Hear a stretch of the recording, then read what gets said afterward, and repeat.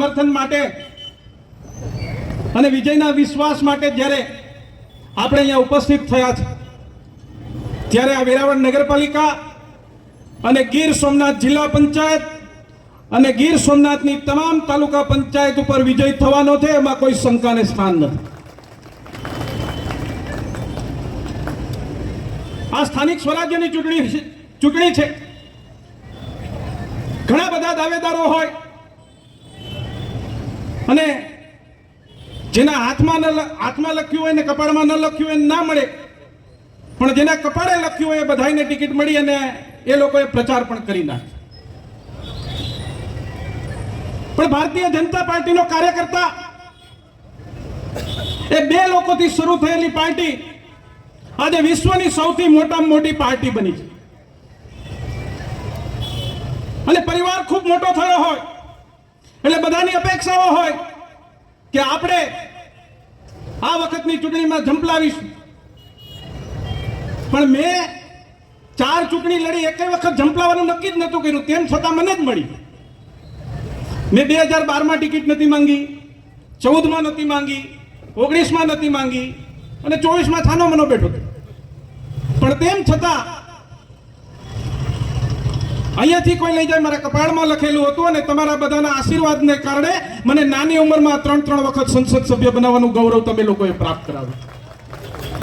તમને એમ થતું હશે કે આ સ્થાનિક સ્વરાજ્યની ચૂંટણીમાં રાજેશભાઈ આ 3 વખત સંસદ સભ્ય બનાવવાની વાત શા માટે કરે?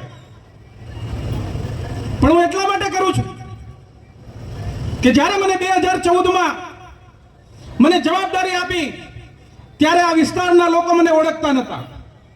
આ વિસ્તારની ભૌગોલિક પરિસ્થિતિ મને ખબર નથી, આ વિસ્તારની રાજકીય સ્થિતિ મને ખબર નથી, પણ તેમ છતાં મને 2014માં નાની વયે સાંસદ બનાવવાનું ગૌરવ તમે લોકોએ પ્રાપ્ત કરાવ્યું.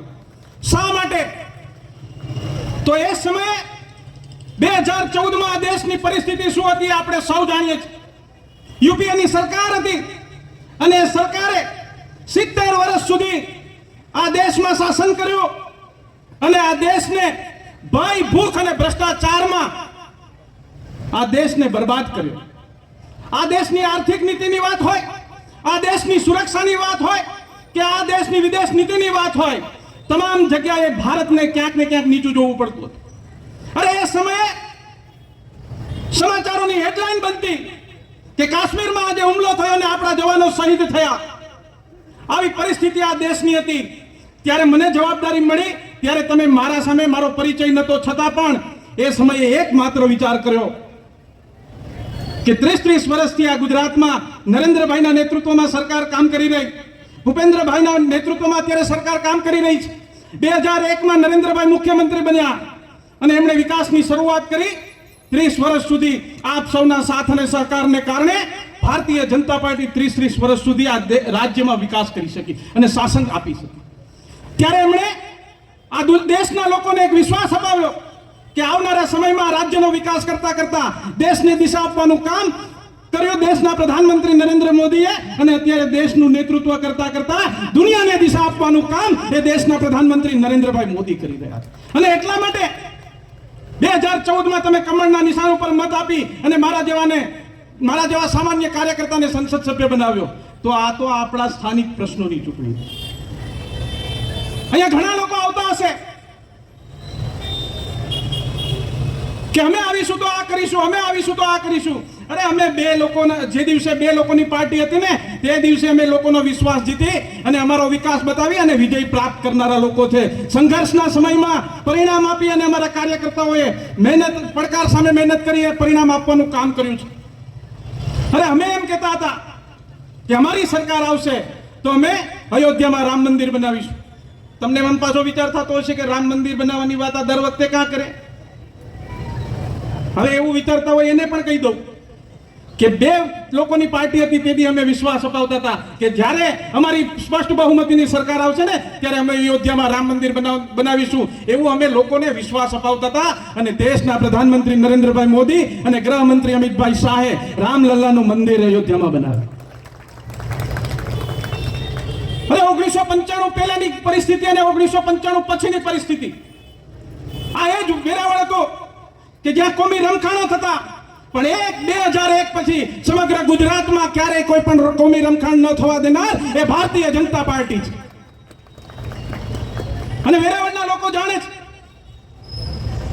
મારી તમને વિનંતી છે કે ચોરવાડના લોકો સમજી ગયા હતા એટલે ચોરવાડવાળી કરી, તમે પણ અહીં વેરાવળમાં ચોરવાડવાળી કરી અને વેરાવળ નગરપાલિકાને ફરી ભારતીય જનતા પાર્ટી બનાવો. કારણ કે આ રાજ્યનો વિકાસ અત્યારે કેવા આવનારા લોકો એમ કહેશે કે અમે આવીશું તો અમે આ કરીશું, અમે આવીશું તો આ કરીશું, પણ ક્યાંથી કરીશો? તમે જ્યારે તમારી પાસે પ્રશ્ન લઈને આવનારા લોકોને એમ કહેશો કે અમારી સરકાર નથી, અમારી કોઈ વ્યવસ્થા નથી. અહીંયા સરકાર પણ ગુજરાતમાં ભારતીય જનતા પાર્ટી છે અને કેન્દ્રમાં પણ નરેન્દ્રભાઈ મોદીની સરકાર છે. અને એટલા માટે આ પંચાયતથી લઈને પાર્લામેન્ટ સુધી જ્યારે ભારતીય જનતા પાર્ટીની સાકળ છે, મને વિશ્વાસ છે કે વેરાવળની જનતા ગયા વખતે કેટલી સીટ હતી? 29. આ વખતે તો 2 નંબર વોર્ડમાં પણ કર્યું. એટલે આ વખતે મને લાગે 29 ની ઉપરનો આંકડો ઓછે લડીને વધારે કમાવવું એ જ ભારતીય જનતા પાર્ટીની નિશાની છે. પણ મારે અહીંયા સમય થઈ ગયો એટલે વિશેષ વાત નથી કરવી. પણ જેમ અયોધ્યામાં રામ મંદિર બનાવ્યું, હું ગયો તો હમણાં, ખરેખર છાતી ગદગદ ફૂલી જાય અને એમ થાય કે અમારો રામલલ્લા, અમારો બાળ સ્વરૂપ રામલલ્લા એ અયોધ્યામાં ખરેખર બિરાજમાન થયો. રામચંદ્ર ભગવાનની કૃપા થાય તો કોક દીક આપણે ટ્રેનમાં, આમ તો ટ્રેન ભરીને પણ કેટલા લોકોને દર્શન કરાય, પણ હજી પણ કોઈને જવું હોય તો આપણે ટ્રેનની વ્યવસ્થા કરીને જઈ આવશું. પણ જ્યારે આ લાઇટ, પાણી, રસ્તા એની સુવિધા સરકારે આપી, આપણા શહેરનો વિકાસ કર્યો. હું ખાસ કરીને આપણો વિસ્તાર એ માછીમાર વિસ્તાર જોડે સંકળાયેલો વિસ્તાર છે. આ વિસ્તારમાં ઔદ્યોગિક ક્ષેત્ર ના હોવાને કારણે ખેતી પર નિર્ભર રહેવું પડે અને સૌથી મોટી જો રોજગારી આપતી હોય તો એ આપણો માછીમાર વિસ્તાર છે. જો માછીમારીની સિઝન ફેલ જાય એટલે વેરાવળ આખું મંદું પડી જાય, રૂપિયો હેરફેર થવાનું બંધ થઈ જાય. 1995 પહેલા બંદરો કેવા હતા? વર્ષોથી આપણે કગરતા 2-3 બંદરોના નામ લેવાય, વેરાવળ, ઓખા ને પોરબંદર, બીજું કોઈ બંદરનું નામ જ ખબર નથી. પણ 1995 પછી ભારતીય જનતા પાર્ટીની સરકાર આવી, નરેન્દ્રભાઈ મોદી મુખ્યમંત્રી બન્યા, અત્યારે ભૂપેન્દ્રભાઈ મુખ્યમંત્રી છે, દેશના પ્રધાનમંત્રી નરેન્દ્રભાઈ બન્યા. દેશની એકમાત્ર લોકસભા એવી છે કે જેના ઉનાથી લઈ અને માંગરોળ સુધી તમામ બંદરોના કામ એ ભારતીય જનતા પાર્ટીની સરકારે કર્યા. આ વિસ્તાર એ ટુરિઝમ ક્ષેત્રે અને આપણા પવિત્ર વિકાસ યાત્રાધામોને કારણે લોકોની રોજીરોટી આપતો વિસ્તાર છે. અને સરકારે આ વિસ્તારનો વિકાસ ઝડપી થાય એટલા માટે આપણા પ્રવાસન ક્ષેત્રો વિકસાવ્યા. અરે આ જંગલ અને આપણું ગીર ફોરેસ્ટ એરિયા, આપણા સિંહો પણ 1995 પહેલા હતા જ, પણ કોઈને વિચાર ન આવ્યો. દેશના પ્રધાનમંત્રી નરેન્દ્રભાઈ એ વખતે મુખ્યમંત્રી હતા અને અમિતાભ બચ્ચનને લઈને ખાલી એટલું જ કેવડાવ્યું, કુછ દિન તો ગુજારો ગુજરાત મેં. અને આ બે વિસ્તારની કાયા પલટ થઈ ગઈ અને પ્રવાસીઓ વધ્યા અને આપણા વિસ્તારનો વિકાસ એ ઝડપી બન્યો. અરે મેં કીધું એમ કે અયોધ્યામાં રામલલ્લાનું મંદિર બનાવવાનું હતું, બની ગયું. કાશ્મીરની 370ની કલમ હટાવવાની હતી, હટી ગઈ. હમણાં તમે ધુરંધર જોયું હશે ને, એમાં ઓલી નોટબંધી કરી હતી, ખબર હમણાં પડી કે કેમ થઈ હતી નોટબંધી. પણ મેં કીધું એમ કે પ્રવાસનની સાથે સાથે આપણા પવિત્ર યાત્રાધામનો વિકાસ થાય. અને આ 12 જ્યોતિર્લિંગમાંનું પ્રથમ જ્યોતિર્લિંગ ભગવાન સોમનાથનું મંદિર એ આપણી તો આસ્થાનું કેન્દ્ર છે, પણ દુનિયાની પણ આસ્થાનું કેન્દ્ર એ ભગવાન સોમનાથનું મંદિર છે. આપણે બધા અહીંયા રહેતા હતા. હમણાં થોડા સમય પહેલા નરેન્દ્રભાઈ શા માટે આવ્યા? કોઈ કહેશે સ્વાભિમાન પર્વની ઉજવણી માટે. બરોબર, સ્વાભિમાન પર્વ શા માટે? સેના 1000 વર્ષ થયા. મામાને કલર બલર કરો જરાક, આમ ખેસ બેસ નાખો. 1000 વર્ષ પૂરા થયા કેને? તો કે સોમનાથ ઉપર આક્રમણના 1000 વર્ષ. અહીંયાના ઐતિહાસિકકારો, અહીંયાના તજજ્ઞો, અહીંયાના હું અને મારા જેવા તમામ પ્રતિનિધિ કોઈને ખબર હતી નહીં કે આ દેશ આપણા સોમનાથ ઉપર આક્રમણના 1000 વર્ષ પૂરા થયા પણ એ સનાતની નરેન્દ્ર મોદી, સનાતન ધર્મને જાગૃત કરનારો પ્રધાનમંત્રી, સમગ્ર દુનિયાને સનાતન ધર્મના દર્શન કરાવનારો વ્યક્તિ, એમણે વિચાર કર્યો કે મારા સોમનાથ ઉપરના 1000 વર્ષના આક્રમણના 1000 વર્ષ પૂરા થાય છે ત્યારે મારે એનું સ્વાભિમાન પર્વ સોમનાથમાં નહીં પણ સમગ્ર દેશમાં ઉજવણી કરવાનું કામ એ દેશના પ્રધાનમંત્રી નરેન્દ્ર મોદી. અરે લાઈટ, પાણી, રસ્તા, એનો વિકાસ થાય, પ્રવાસનનો વિકાસ થાય. આ પણ આપણા સનાતનનો વિકાસ જો કોઈએ કર્યો હોય તો માત્ર ને માત્ર પ્રધાનમંત્રી નરેન્દ્ર મોદીએ કર્યો. અને એટલા માટે અહીંયા આપણે બધા બેઠા છે, ઊભા છે, બધા મને સાંભળે છે. મારે 1995 પહેલાની વાત નથી કરવી. 1995 પછી શું થયું એ પણ બધાને ખબર છે. 30 વર્ષ સુધી તમારા વિશ્વાસને કારણે વિકાસ થયો અને વિકાસને કારણે અવિરત વિજય થયો એ ભારતીય જનતા પાર્ટી.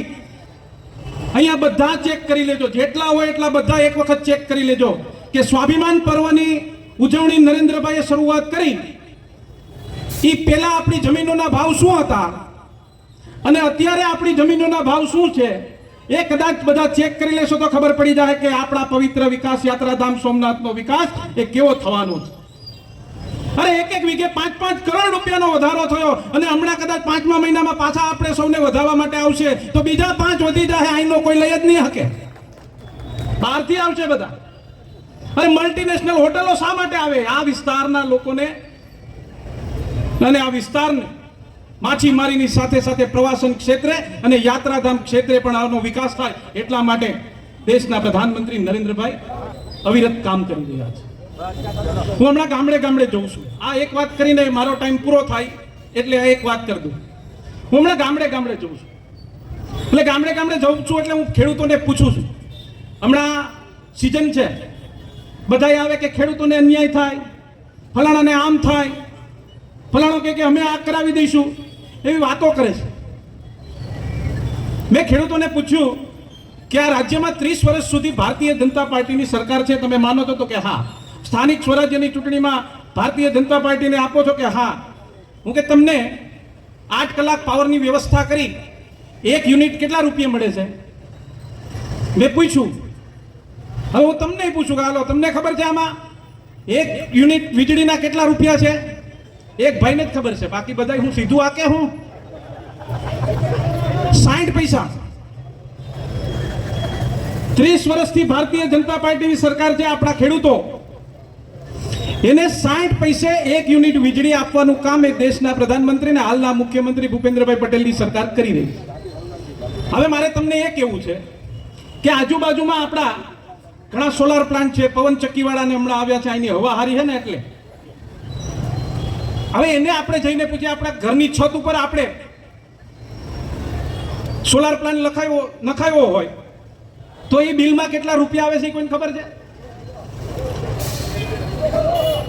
0. પણ એ આપણે કેટલા રૂપિયા લઈએ છે એ જોયું? 2.25.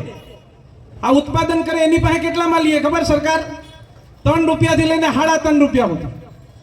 ખેડૂતને કેટલામાં આપે છે? દોયણામાં જ છે ને કે આપણે ખેતી નથી કરતા એટલે ખબર ન હોય. 60 પૈસા. સરકારે આ સ્કીમને છે ને બદલી નાખવી જોઈએ. શું કરવા? કે આપણે ખબર જ નથી કે ખેડૂતને 60 પૈસા વીજળી 30 વર્ષથી મળે છે. સરકારે આ સ્કીમને ઊંધી કરી નાખી. ખેડૂત પાસેથી 3.5 રૂપિયા લાવી અને પછી પાછા આપી દેવે ખિસ્સામાં. આપણે ક્યારે માનીએ? આપણા ખિસ્સામાં આવે, હાથમાં આવે, મોંમાં આવે ને ત્યારે આપણે માનીએ. અરે હમણાં આ એક વાત પૂરી કરીને મારી વાત પૂરી કરીશ. આપણે સૌ દિવાળીનો તહેવાર ઉજવતા હતા. એ દિવાળીના તહેવારમાં આપણે આપણા સગા સંબંધીઓ, આપણા પરિવાર, કોઈ પણ સમાજનો હોય, કોઈ પણ કોમનો હોય, એ દિવાળીના નવા વર્ષે એકબીજાને નવા વર્ષની શુભકામના આપવા માટે એક નવા વર્ષની શરૂઆત કરતા હોય.